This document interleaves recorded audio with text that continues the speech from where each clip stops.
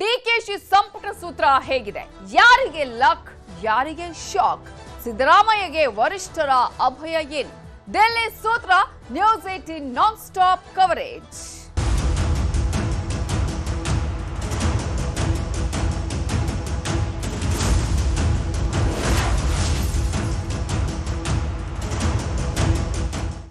ರಾಜ್ಯ ಕಾಂಗ್ರೆಸ್ನಲ್ಲಿ ಸರ್ಕಾರ ರಚನೆಗೆ ತಯಾರಿ ನಡೀತಾ ಇದೆ. ಇತ್ತ ಸಿಎಂ ಆಪ್ತರಾದ ಎಂಬಿ ಪಾಟೀಲ್ ಪರಮೇಶ್ವರ್ ದೆಹಲಿಗೆ ಹೋಗಿದ್ದು ಹೈಕಮಾಂಡ್ ಬುಲಾವ್ ಕೊಟ್ಟಿರುವ ಹಿನ್ನೆಲೆ ದೆಹಲಿಗೆ ಪ್ರಯಾಣವನ್ನ ಬೆಳೆಸಿದ್ದಾರೆ. ಪಕ್ಷದ ನಿರ್ಧಾರಕ್ಕೆ ಬದ್ಧ ಅಂತ ಹೇಳಿದ್ದಾರೆ ಎಂಬಿ ಪಾಟೀಲ್. ಕೆಪಿಸಿಸಿ ಅಧ್ಯಕ್ಷ ಹುದ್ದೆಗೆ ಪರಮೇಶ್ವರ್ ಕೂಡ ಲಾಬಿಯನ್ನ ಮಾಡ್ತಾ ಇದ್ದಾರೆ. ಹೈಕಮಾಂಡ್ ಬುಲಾವ್ ಕೊಡ್ತು ಅಂತ ಹೇಳಿ ಎಂಬಿ ಪಾಟೀಲ್ ಹಾಗೇನೆ ಪರಮೇಶ್ವರ್ ಅವರು ದೆಹಲಿಗೆ ದೌಡಾಯಿಸಿದ್ದಾರೆ. ದೆಹಲಿಗೆ ಪ್ರಯಾಣ ಮಾಡಿರುವಂತಹ ಸಂದರ್ಭದಲ್ಲಿ ಇದೀಗ ಪಕ್ಷದ ನಿರ್ಧಾರಕ್ಕೆ ಬದ್ಧ ಅಂತ ಎಂಬಿ ಪಾಟೀಲ್ ಹೇಳಿದ್ದಾರೆ.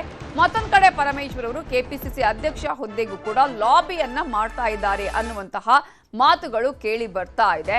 ಹೈಕಮಾಂಡ್ ಈ ಇಬ್ಬರು ನಾಯಕರಿಗೂ ಕೂಡ ಬುಲಾವನ್ನ ಕೊಟ್ಟಿದೆ. ಸೊ ಈ ಒಂದು ಬುಲಾವ್ ಕೊಟ್ಟ ಹಿನ್ನೆಲೆಯಲ್ಲಿ ಏನು ಆಗತ್ತೆ ಅನ್ನುವಂತಹ ಕುತೂಹಲ ಇದೆ. ಯಾಕಂದ್ರೆ ಸಿದ್ದರಾಮಯ್ಯ ಆಪ್ತರು ಕೂಡ ಹೌದು. ಇಂತಹ ಸಂದರ್ಭದಲ್ಲಿ ಇದೀಗ ಇವರಿಬ್ಬರಿಗೆ ಹೈಕಮಾಂಡ್ ಕರೆಸಿ ಏನ್ ಹೇಳುತ್ತೆ, ಏನ್ ಸೂಚನೆಯನ್ನ ಕೊಡುತ್ತೆ ಅನ್ನುವಂತಹ ಕುತೂಹಲ ಇದೆ. ಮತ್ತೊಂದು ಕಡೆ ಕಾಂಗ್ರೆಸ್ನಲ್ಲಿ ಸರ್ಕಾರ ರಚನೆಯ ತಯಾರಿ ಕೂಡ ನಡೀತಾ ಇದೆ. ನೋಡಿ, ಪಕ್ಷ ಇವತ್ತು ಈಗ ನಿನ್ನೆ ಇದು ಆಗಿದೆ, ನಾಳೆ CLP ಆಗುತ್ತೆ. ಪಕ್ಷ ಏನೋ ನಿರ್ಧಾರ ಮಾಡ್ತಾರೆ ಏನು ಕೂಡ ಇವತ್ತು ಹೋಗಿದ್ದಾರಲ್ಲ, ಮುಖ್ಯಮಂತ್ರಿಗಳು, ಉಪಮುಖ್ಯಮಂತ್ರಿಗಳು ಎಲ್ಲರೂ ಹೋಗಿದ್ದಾರೆ. ನೋಡೋದು ಏನಾಗ್ತದೆ ಪಾರ್ಟಿ. ಸುಮ್ಮನೆ ಯಾರು ನಮ್ಮ ಲೀಡರ್ಸ್ ಬೇಕಾಗ್ತದೆ. ಈಗಾಗಲೇ ಶಾಸಕರು 30 ಜನ ಶಾಸಕರು ಹೊರಟಿದ್ದಾರೆ ಸರ್ ಡೆಲ್ಲಿಗೆ. ತಪ್ಪೇನಿದೆ? ಅಲ್ಲ, ಈಗ ಸಚಿವ ಸ್ಥಾನದ ಲಾಬಿಗೋಸ್ಕರ ಹೋಗಿದ್ದಾರೆ ಅಂತ. ತಪ್ಪೇನಿದೆ? ಎಲ್ಲರಿಗೂ ಹಕ್ಕಿದೆ ಅಲ್ಲ. ತಾವು ಏನಾದ್ರು DCM ಕೇಳುವಂತ ಸರ್? ನಾನು ಯಾವುದಿಲ್ಲ ಅಂತ ಯಾವುದೂ ಇಲ್ಲ. ಈಗ 3-4 DCM ಸ್ಥಾನ ಮಾಡೋದು ನನಗೆ ಗೊತ್ತಿಲ್ಲಪ್ಪ. ನನಗೆ ಗೊತ್ತಿಲ್ಲ. ನಾನೇನು ಕಾಂಗ್ರೆಸ್ ಹೈಕಮಾಂಡ ಇವೆಲ್ಲವೂ ಕೂಡ ಹೈಕಮಾಂಡ್ ನಿರ್ಧಾರ ಮಾಡ್ತಾರೆ. ಸುಮ್ಮನೆ ಯಾರಿಗೂ ಹೂವಪ್ಪೋ ಇಲ್ಲ. ಹೈಕಮಾಂಡ್ DCM ಮಾಡಬೇಕು ಬೇಡೋ, ಪೋಸ್ಟ್ ಕ್ರಿಯೇಟ್ ಮಾಡಬೇಕು ಬೇಡೋ, ಇದನ್ನೆಲ್ಲ ಅವ್ರವ್ರ ಮಾನದಂಡಗಳು ಇರ್ತವೆ. ಅಲ್ಲ ಸರ್, ತಾವು ಈ ಮೊದಲು KPCC ಅಧ್ಯಕ್ಷ ಸ್ಥಾನಕ್ಕೆ ಕೂಡ ಪೈಪೋಟಿ ನಾನು ಮಾಡಿಲ್ಲ. ಪೈಪೋಟಿ ಮಾಡಿಲ್ಲ. ನಾನು KPCC ಸ್ಥಾನ ಬೇಡ ಮಾಡಿಲ್ಲ. ನಾನು ಮಾಡಿಲ್ಲ, ಪೈಪೋಟಿ ಮಾಡಿಲ್ಲ ಅಂತ. ಈಗ ಮೊದಲು DCM ಗೊತ್ತಿಲ್ಲ. ನನ್ನ ಹೇಳ್ತೀನಿ ಕೇಳಿ, ನಾನು ಯಾವುದನ್ನು ಪೈಪೋಟಿ ಮಾಡ್ತಾ ಇಲ್ಲ.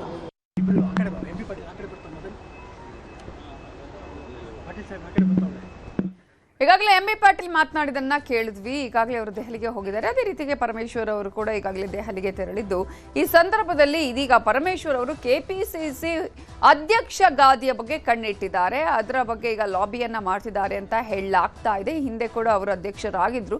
ಇಂತಹ ಸಂದರ್ಭದಲ್ಲಿ ಇದೀಗ ಮತ್ತೊಮ್ಮೆ ಈ ಒಂದು ಅಧ್ಯಕ್ಷ ಗಾದಿ ತಮಗೆ ಸಿಗಬೇಕು ಅನ್ನುವಂತಹ ಒಂದು ಹಂಬಲ ಇದ್ದ ಹಾಗೆ ಕಾಣಿಸ್ತಾ ಇದೆ. ಆದ್ರೆ ಈಗ ಸೂಚನೆ ಏನ್ ಕೊಡುತ್ತೆ ಹೈಕಮಾಂಡ್ ಅನ್ನುವಂತಹ ಕುತೂಹಲ ಇದೆ. ಇಬ್ಬರು ನಾಯಕರನ್ನ ಕರೆಸಿಕೊಂಡು ಸಿದ್ದರಾಮಯ್ಯ ಆಪ್ತರು ಕೂಡ ಹೌದು. ಇಂತಹ ಸಂದರ್ಭದಲ್ಲಿ ಏನ್ ಸೂಚನೆ ಕೊಡುತ್ತೆ ಇವರಿಬ್ಬರಿಗೆ ಅನ್ನುವಂತಹ ಕುತೂಹಲ ಇಲ್ಲಿ ಈಗ ಮನೆ ಮಾಡಿರೋದು.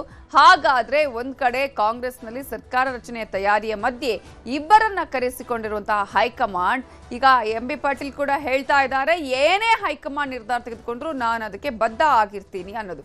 ಇದರ ಬಗ್ಗೆ ಇನ್ನಷ್ಟು ಡೀಟೇಲ್ಸ್ ಅನ್ನ ಕೊಡೋದಕ್ಕೆ ನಮ್ಮ ಪೊಲಿಟಿಕಲ್ ಬ್ಯೂರೋ ಹೆಡ್ ಆಗಿರುವ ಚಿದಾನಂದ ಪಟೇಲ್ ನೇರ ಸಂಪರ್ಕದಲ್ಲಿ ಜಾಯ್ನ್ ಆಗಿದ್ದಾರೆ. ಚಿದಾನಂದ ಪಟೇಲ್, ಈಗಾಗಲೇ ದೆಹಲಿಯಲ್ಲಿ ಒಂದ್ ಕಡೆ ಸರ್ಕಾರ ರಚನೆಯ ಕಸರತ್ತು ಆರಂಭ ಆಗಿದ್ರೆ, ಈಗಾಗಲೇ ತಯಾರಿಗಳು ನಡೀತಾ ಇದ್ರೆ, ಮತ್ತೊಂದು ಕಡೆ ಈಗಾಗಲೇ ಎಂಬಿ ಪಾಟೀಲ್ ಹಾಗೆಯೇ ಪರಮೇಶ್ವರ್ ಅವರನ್ನು ಕೂಡ ಹೈಕಮಾಂಡ್ ಈಗ ಕರೆಸಿಕೊಂಡಿದೆ. ಏನ್ ಸೂಚನೆ ಕೊಡುವಂತಹ ಸಾಧ್ಯತೆಗಳು ಇದೆ? ಈಗ ಮತ್ತೊಂದು ಕಡೆ ಪರಮೇಶ್ವರ್ ಕೂಡ ಕೆಪಿಸಿಸಿ ಅಧ್ಯಕ್ಷ ಗಾದಿ ಮೇಲೆ ಕಣ್ಣಿಟ್ಟಿದ್ದಾರೆ.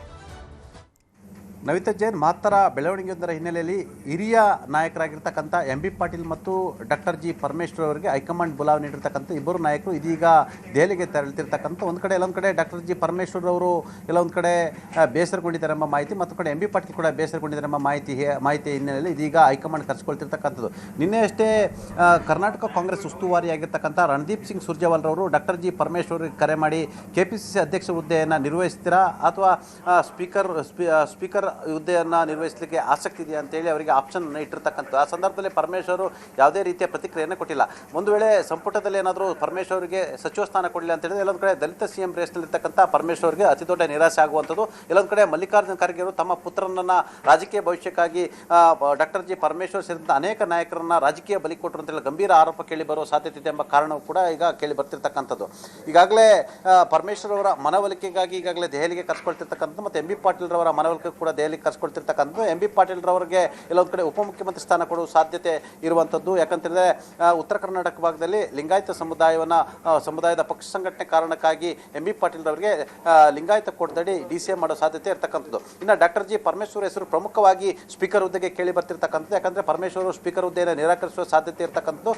ಎಲ್ಲೊಂದು ಕಡೆ ಮಂತ್ರಿ ಸ್ಥಾನ ಕೊಡಲಿಕ್ಕೆ ಅವರಿಗೆ ಎಲ್ಲೊಂದು ಕಡೆ ಹೈಕಮಾಂಡ್ಗೂ ಕೂಡ ಆಸಕ್ತಿ ಇಲ್ಲ ಅಂತ ಹೇಳಲಾಗ್ತದೆ. ಯಾಕಂತ ಹೇಳಿದ್ರೆ ಸ್ಪೀಕರ್ ಹುದ್ದೆಗೆ ಅಗಾಧ ಅನುಭವ ಇರ್ತಕ್ಕಂಥವ್ರು, ಒಂದಷ್ಟು ಕ್ವೈಟ್ ನೇಚರ್ ಇರ್ತಕ್ಕಂಥವ್ರು ಮತ್ತು ಒಂದಷ್ಟು ತಿಳುವಳಿಕೆ ಉಳ್ಳವಂಥವ್ರು ಬೇಕಾಗಿರ್ತಕ್ಕಂಥದ್ದು. ಹಾಗಾಗಿ ಸ್ಪೀಕರ್ ಹುದ್ದೆಗೆ ಪರಮೇಶ್ವರ್ ಫಿಟ್ ಆಗಿದ್ದಾರೆ ಅನ್ನೋದು ಕೂಡ ಹೈಕಮಾಂಡ್ ಲೆಕ್ಕಾಚಾರ. ಹಾಗಾಗಿ ಬಹುಶಃ ಸ್ಪೀಕರ್ ಹುದ್ದೆ ವಿಚಾರವಾಗಿ ಅವರಿಗೆ ಮನವೊಲಿಕೆಗೆ ಕರೆಸಿದೆ ಅಂತ ಹೇಳಲಾಗ್ತದೆ. ಈ ಎಲ್ಲ ಬೆಳವಣಿಗೆ ನಡುವೆ ನವಿತಾ ಜೈನ್ KC ವೇಣುಗೋಪಾಲ್ ಅವರು PCC ಅಧ್ಯಕ್ಷ ಹುದ್ದೆ ವಿಚಾರವಾಗಿ ಸತೀಶ್ ಜಾರಕಿಹೊಳಿ ಅವರಿಗೆ ಕರೆಯನ್ನು ಮಾಡಿದ್ದಾರೆ. ಕರೆ ಮಾಡಿದ ಸಂದರ್ಭದಲ್ಲಿ ಸತೀಶ್ ಜಾರಕಿಹೊಳಿ ಅವರು ಮಂತ್ರಿ ಸ್ಥಾನದ ಬೇಡಿಕೆಯನ್ನು ಕೊಟ್ಟಿದ್ದಾರೆ. ಆದರೆ 2028 ಚುನಾವಣೆ ವರ್ಷ ಇರತಕ್ಕಂಥದ್ದು. ಹಾಗಾಗಿ ಚುನಾವಣೆ ವರ್ಷ ಸಂದರ್ಭದಲ್ಲಿ ಮಂತ್ರಿಗಿರಿ ಮತ್ತು PCC ಅಧ್ಯಕ್ಷ ಹುದ್ದೆ ಎರಡೂ ಹುದ್ದೆಗಳನ್ನು ನಿರ್ವಹಣೆ ಮಾಡಲಿಕ್ಕೆ ಕಷ್ಟ ಆಗುತ್ತೆ ಮತ್ತು ಎರಡು ಹುದ್ದೆಗೆ ಸಮರ್ಥವಾಗಿ ನ್ಯಾಯವನ್ನು ಕೊಡಲಿಕ್ಕೆ ಸಾಧ್ಯ ಇಲ್ಲ. ಹಾಗಾಗಿ ಯಾವ್ದಾದ್ರು ಒಂದು ಹುದ್ದೆಯನ್ನು ಕೊಡುವುದಾಗಿ ತಿಳಿಸಿದ್ದಾರೆ ಅಂತ ಹೇಳಲಾಗ್ತದೆ. ಹಾಗಾಗಿ ಸತೀಶ್ ಜಾರಕಿಹೊಳಿ ಅವರು ಮಾಜಿ ಮುಖ್ಯಮಂತ್ರಿ ಸಿದ್ದರಾಮಯ್ಯ ಅವರು ಬೆಂಗಳೂರಿಗೆ ಬಂದ ಕೂಡಲೇ ನಾನು ಅವರ ಜೊತೆ ಚರ್ಚೆ ಮಾಡಿ ನನ್ನ ನಿರ್ಧಾರವನ್ನು ತಿಳಿಸ್ತೀನಿ ಅಂತ ಹೇಳ್ತಿದ್ದಾರೆ. ಮಂತ್ರಿಯೋ ಅಥವಾ PCC ಅಧ್ಯಕ್ಷ ಹುದ್ದೆ ಅನ್ನೋದು ಕೂಡ ಸಿದ್ದರಾಮಯ್ಯನವರು ಸೂಚನೆ ಮೇರೆಗೆ ಸತೀಶ್ ಜಾರಕಿಹೊಳಿ ಭವಿಷ್ಯ ನಿರ್ಧಾರವಾಗಲಿದೆ.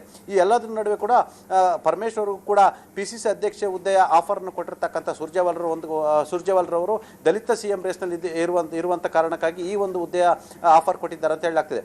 ಒಂದು ವೇಳೆ ಈಗಾಗಲೇ ಉಪಮುಖ್ಯಮಂತ್ರಿಯಾಗಿ ಪ್ರಿಯಾಂಕ್ ಖರ್ಗೆ ಅಥವಾ ಒಂದು ವೇಳೆ ಪರಮೇಶ್ವರನ್ನು ಮಾಡಿದ್ರು ಕೂಡ OBC ಸಮುದಾಯಕ್ಕೆ ಏನಾದರೂ ಕೊಡ್ತಾರ ಅನ್ನೋ ಚರ್ಚೆ ಆಗ್ತಿರ್ತಕ್ಕಂಥದ್ದು. ಯಾಕಂತೇಳಿ BK ಹರಿಪ್ರಸಾದ್ ಹೆಸರು ಕೂಡ ಇದೀಗ ಮುನ್ನೆಲೆಗೆ ಬಂದಿರತಕ್ಕಂಥದ್ದು.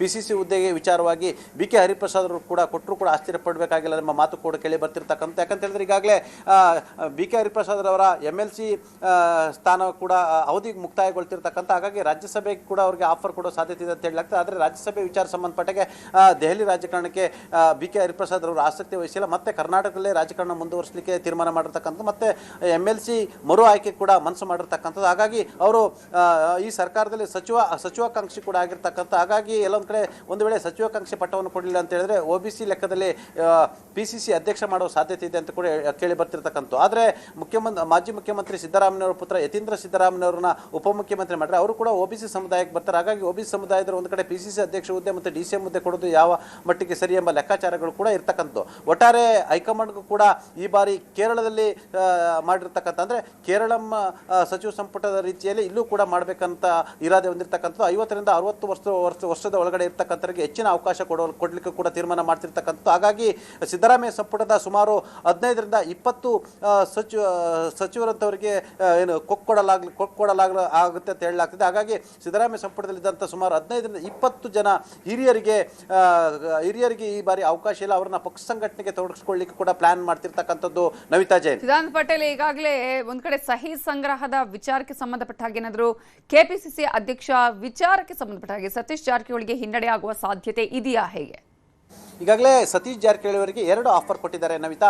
ಒಂದು, ನೀವು PCC ಅಧ್ಯಕ್ಷರಾಗಿ ಅಥವಾ ಮಂತ್ರಿಯಾಗಿ ಎರಡರಲ್ಲಿ ಯಾವುದಾದ್ರೂ ಒಂದಾಗಿ 2 ಹುದ್ದೆಯನ್ನು ಏಕಕಾಲಕ್ಕೆ ಕೊಡಲಿಕ್ಕೆ ಸಾಧ್ಯ ಇಲ್ಲ ಅಂತ ಈಗಾಗಲೇ ಸ್ಪಷ್ಟವಾಗಿ ಹೇಳಿರ್ತಕ್ಕಂಥದ್ದು. ಈ ಹಿಂದೆ DK ಶಿವಕುಮಾರ್ ಅವರಿಗೆ ಪ್ರದೇಶ ಕಾಂಗ್ರೆಸ್ ಸಮಿತಿ ಅಧ್ಯಕ್ಷ ಹುದ್ದೆ, ಉಪಮುಖ್ಯಮಂತ್ರಿ ಸ್ಥಾನ, ಜಲಸಂಪನ್ಮೂಲ ಖಾತೆ, ಬೆಂಗಳೂರು ನಗರಾಭಿವೃದ್ಧಿ ಖಾತೆ ಅಂತ ಖಾತೆಗಳನ್ನು ಕೊಟ್ಟಿದ್ರಿ ಅನ್ನೋ ದಾಟಿಯಲ್ಲಿ ನನಗೂ ಕೂಡ ಅವಕಾಶವನ್ನು ಕೊಡಿ, ನನಗೆ DCM ಬದಲು ಮಂತ್ರಿ ಸ್ಥಾನವನ್ನು PCC ಅಧ್ಯಕ್ಷ ಹುದ್ದೆ ಮತ್ತು ಮಂತ್ರಿ ಸ್ಥಾನವನ್ನು ಕೊಡಿ ಅಂತೇಳಿ ಬೇಡಿಕೆಯನ್ನು ಇಟ್ಟಿರ್ತಕ್ಕಂಥದ್ದು. ಹಾಗಾಗಿ ಸತೀಶ್ ಜಾರಕಿಹೊಳಿ ನಿರ್ಧಾರ ಯಾವ ರೀತಿ ಇದೆ ಅನ್ನೋದು ಕೂಡ ಕಾದು ನೋಡಬೇಕಾಗಿರ್ತಕ್ಕಂಥದ್ದು. ಒಂದು ಕಡೆ 2028ರ ಚುನಾವಣೆಯಲ್ಲಿ ಎಲ್ಲೊಂದು ಕಡೆ ಮುಖ್ಯಮಂತ್ರಿಯಾಗಿ ಹೊರಹೊಮ್ಮಬೇಕೆಂಬುದು ಕೂಡ ಅವರ ಅತಿಯಾದ ಆಸೆ ಮತ್ತು ಆಕಾಂಕ್ಷೆ ಕೂಡ ಕನಸು ಕೂಡ ಆಗಿರ್ತಕ್ಕಂಥದ್ದು. ಹಾಗಾಗಿ ಇತ್ತ PCC ಅಧ್ಯಕ್ಷ ಹುದ್ದೆಯೂ ಬೇಕು ಮತ್ತು ಮಂತ್ರಿ ಸ್ಥಾನವೂ ಬೇಕು.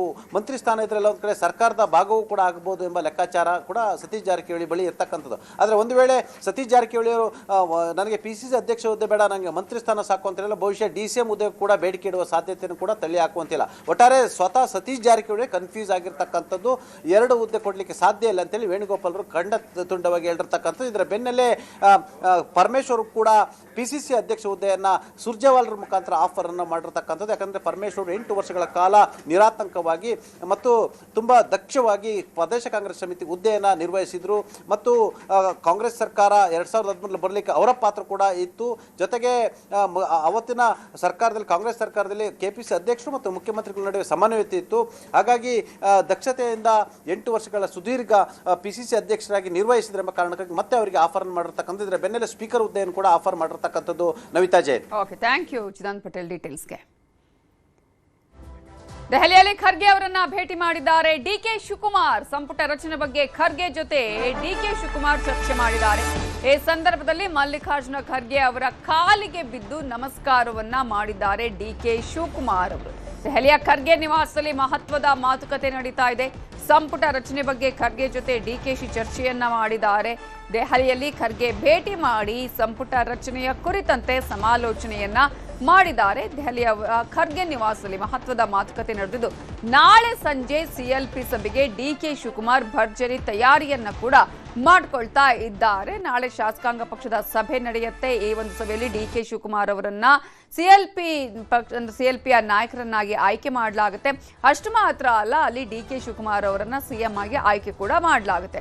ಸೊ ವಿಧಾನಸೌಧದ 3ನೇ ಮಹಡಿಯಲ್ಲಿ CLP ಸಭೆ ನಡೆದು ಕುರಿತು ಅಧಿಕೃತವಾಗಿ ಈಗ ಅಧಿಕೃತ ಆದೇಶವನ್ನು ಕೂಡ ಹೊರಡಿಸಿದ್ದಾರೆ, ಅಂದ್ರೆ ಸೂಚನೆಯನ್ನ ಹೊರಡಿಸಿದ್ದಾರೆ CLP ಕಾರ್ಯದರ್ಶಿ ಅಲ್ಲಮ ಪ್ರಭು ಪಾಟೀಲ್ ಅವರು. ನಾಳೆ ಸಂಜೆ CLP ಸಭೆ ನಡೆಯುತ್ತೆ ಅನ್ನುವ ಸೂಚನೆಯನ್ನ ನೀಡಿದ್ದಾರೆ.